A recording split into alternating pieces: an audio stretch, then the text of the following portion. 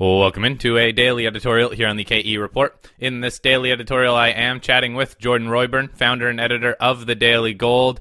And Jordan, let's talk about the precious metals market a little bit from, I guess, the good side, or what we can try to construe as positive news, but also taking a step back and looking at what's going on in the other markets that are having an impact on the precious metals. It's something that I talked about and tried to harp on a lot at the recent conference that I was at, where, quite frankly, there weren't a whole lot of people there, but there is an importance at understanding what's going on elsewhere rather than just in the metals market. That being said, first and foremost, the sentiment for gold is very much negative. It's down. No one is all that optimistic, and that comes right after we broke below that 1,300 level. But when we look at sentiment, there are those positive, those bulls that say, you know what, when sentiment's this low, then we should be getting a bounce. And then they say this bounce is going to take us to new all-time highs. I know you don't subscribe to that, but sentiment is so low that we should be expecting some sort of a bounce sometime soon, shouldn't we? Yeah, we definitely should be expecting some kind of a bounce. If you look at the daily sentiment index, yesterday I believe the euro was at, I want to say 9% bulls. The gold and silver 2 days ago were at 10% bulls. The dollar, I believe, yesterday was at 91% bulls. And even the 20-day average for the dollar is up at 70%. So that sentiment suggests that we should be getting a rebound in precious metals sometime very soon. What'll be very interesting to see, Corey, is about an hour from now, we'll get the COT release.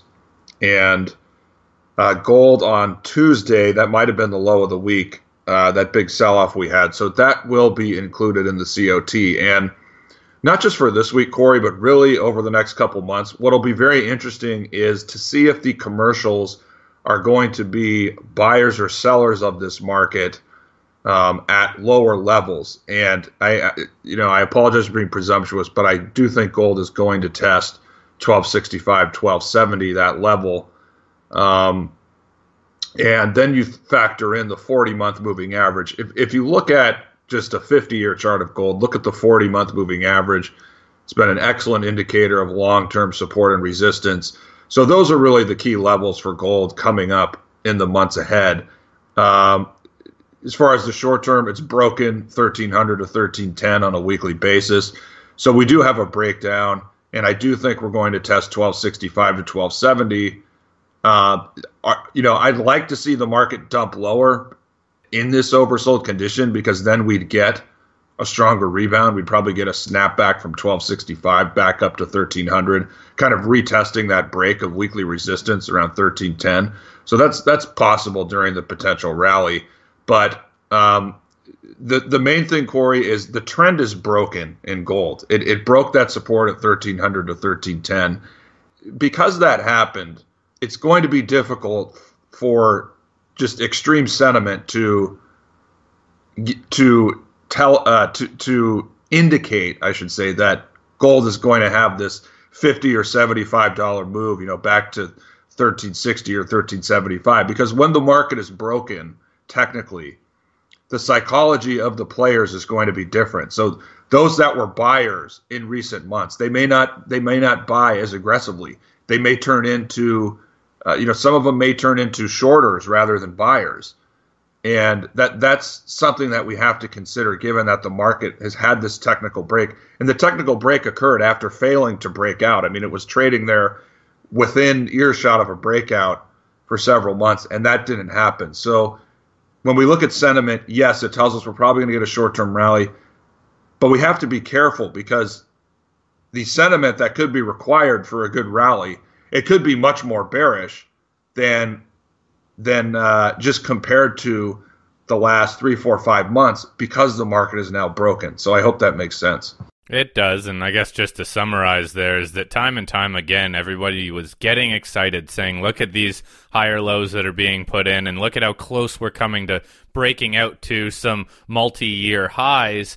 But time and time again, that breakout did not happen. And then more recently than not, the problem with putting in low or higher lows is that they start to compress up against that breakout to the upside level and now breaking below 1300, it did turn a lot of people negative and a lot of people depressed, and it does take some time to get those people and those investors, those almost fickle emotional investors, back on board with the metal, which will obviously take some time. Now, again, looking at some of the other markets, let's first look at the gold to silver ratio. There are a couple comments that were posted regarding the fact that silver is actually held up there much better than gold. We've seen this pullback from the gold silver ratio now below 80. But the fact of the matter is, it's not because either of these are relatively strong. It's because silver just hasn't done anything and gold's moved back. So can you really take away some positive factors from this? Yeah, I mean, not really. I mean, I agree with your points. I mean, they're well taken because, and a lot of people are also putting out the historical chart of the gold silver ratio, and they're pointing out, look, this ratio is at a level where, we've started big bull runs in precious metals every time it's been at that level. But that in itself is not going to cause, the start of a real bull market in precious metals. One thing that I would consider in the weeks and months ahead is, yes, it's possible that silver could outperform gold, but that may happen with both going down. I mean, that's the problem that nobody considers. Like, yes, the ratio is at an extreme level where silver is probably going to outperform gold over the next 5 to 10 years. But, I mean, over the next 6 months or so, I mean, we don't. I mean, that doesn't mean that the sector is going to take off and silver is going to outperform. It could mean that gold goes down 10% or 7% and silver only goes down 2 or 3%. So that's something to keep in mind. And looking further out, Corey, the next time when we get in a real bull market for precious metals, because this has not been one over the last 2 years. I mean, we had this sharp rebound, and it. Since then we've just been correcting and going sideways to lower, really. But the point I'm trying to make is, before we get into the next real bull market, maybe silver is going to outperform gold, and that will be, in the grand scheme of things, a signal that we are going to get into a new bull market at some point. But I'm just saying, the beginning of that signal might be gold going down and silver going down less than gold. So I really don't want to make too big of a deal of the gold silver ratio, even though I just did. But I don't think we're going to see silver strongly outperform gold, with both going higher, until one of two things happens: until gold breaks that 1375 resistance, or until both of these get bombed out at some point over the next 6 to 9 months.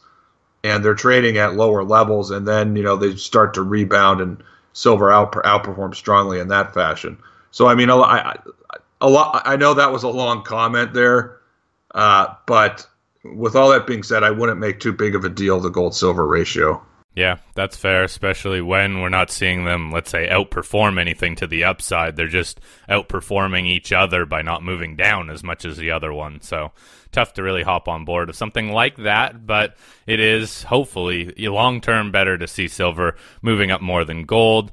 Now, I think the one major market that we should look at as well as some economic data point is the balance between inflation and rate hikes. I know that we have some naysayers that think, the Fed's going to switch course. I can't tell you how many people I talked to at this recent conference that kept on saying, when the Fed switches course, that's going to really be a big driver for gold. I don't disagree with that. I just don't think that is going to happen in the short term. And the market is even telling us, as rates continue to move up, but we're having this balance of inflation also ticking up. The problem is they're both going up very slowly. If inflation can outperform rate hikes or move up faster than rate hikes, that would be very positive for the general metal sector, but I don't personally see that happening right now. They're almost moving in unison. What are you seeing, Jordan, this balance between inflation and rate hikes? Yeah, there's several things to unpack there. First of all, I actually agree with what those folks were telling you. I agree with that. The problem is, and you're correct, Corey, that's like that could be 18 months away. Now, I'm not making a prediction, but anybody who thinks that's going to happen in a couple months is not paying attention to what's happening. I mean, that is like a 12-month, 6 to 9 months at the absolute earliest, but I would say, that could be 12 to 15 months away. And yes, that could actually be, the Fed going to pause and then eventually cutting rates again. The more I think about it just day to day, yes, that could be the catalyst that finally unleashes a bull market in precious metals. But again, that's not a couple months away. That could be 12 to 15 months away, unfortunately. Now, where we are here and now, Corey, I mean, the hope has been, with inflation starting to rise a little bit, the hope has been inflation will go up faster than rates. And so when we're looking at, again, 90% of the time, gold is driven by real rates. It's inversely correlated. And when we're talking about real rates, we really need to focus on the short-term rates, either the Fed funds rate or the 5-year yield, the 2-year yield, for example. But the 2-year yield is really a proxy for the Fed funds rate. But anyway, we need to focus on how those markets, those rates are moving relative to inflation.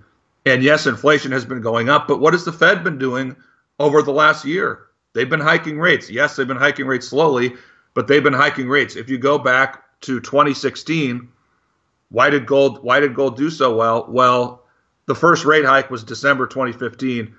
They did not hike rates for a full year, and inflation was going up. So real rates were going down. That was the bullish fundamental development for precious metals. And obviously the market was extremely oversold at a historic value, and that's why we had that massive rebound. But since then, Corey, again, the Fed has been hiking right alongside with inflation. And if you look at the bond market in the 2-year, I mean, if you look at the 2-year yield, which is a proxy for the Fed funds rate, that is, I mean, almost like a point above where the Fed is. So the Fed is actually behind the curve. But again, if you look at the 2-year and the 5-year yield over the last 18 months or so, Corey, those things have been screaming higher. They're surging even faster, much faster than inflation. So that indicates that real rates, real yields have been rising. That's a bearish fundamental development for precious metals. That's why silver and gold stocks have trended down. Why has gold trended up? Well, it has a lot to do with this huge dollar weakness that we got. The dollar is no longer that weak, so that's gone. Fundamentals are not quite there yet. And even, I mentioned, Corey, that, the Fed pausing or going the other way, that could be 12 months away, because in the near term, Corey, it looks like inflation is going to continue to rise, but the market now has priced in 4 hikes for this year. We're going to get the June one. So if the Fed follows through on that, that's nearly a point more in hikes. Inflation would have to rise probably well over 1% for gold to really benefit. And it seems to me that's probably unlikely, that they're probably going to continue to rise at about the same clip. We really need to see inflation rise. If the Fed's going to hike 75 basis points over the next 6 to 9 months, we need to see inflation go up by 1.5% or more. It's not going to help if inflation goes up 1%, the Fed hikes by 75 basis points. So that is not going to drive gold into a new bull market, unfortunately.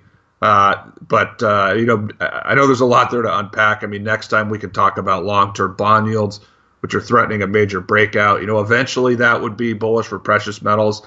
So to pack it all in, Corey, it for the rest of the year, it looks like it's going to be hard for gold to have that much, to really start a real bull move or breakout. I just think that's probably 12 months away when we get a real sustainable fundamental catalyst for gold. And that could very well be the Fed moves to a pause, and then they, eventually move to cuts by the end of next year into 2020. So, I know a lot to unpack there, but that's how I see the situation.